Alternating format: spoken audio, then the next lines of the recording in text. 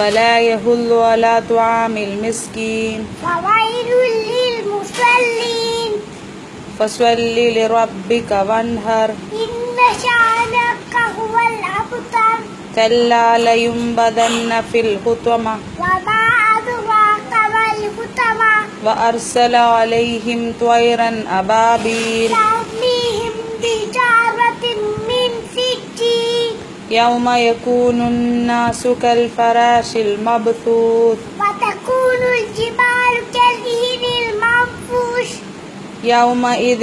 يصدر الناس أشتاتا ليروا أعمالهم فمن يعمل مثقال ذرة خيرا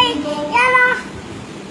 ثم كلا سوف تعلمون كلا لو تعلمون علم اليقين وإنه على ذلك لشهيد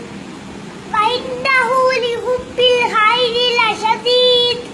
ليلة القدر خير من 1000 شهر تنزل الملائكة والروح فيها بإذن ربهم من كل أمر وما تفرق الذين أوتوا الكتاب إلا من بعد ما جاءتهم البينة وما أمروا إلا ليعبدوا مخلصين له الدين حنفاء ويقيموا الصلاة ويؤتوا الزكاة وذلك دين القيمة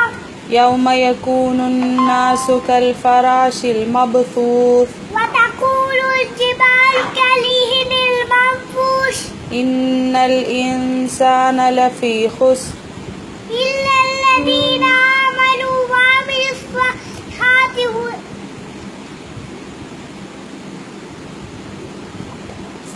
وتواصوا بالحق وتواصوا بالصبر وما أدراك ما الحطمة نار الله الموقدة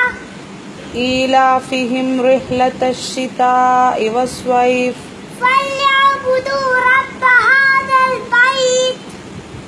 ولا أنا عابد ما عبدتم ولا أنتم عابدون ما أعبد ومن شر غاسق إذا وقب ومن شر النفاثات في العقد سيصلى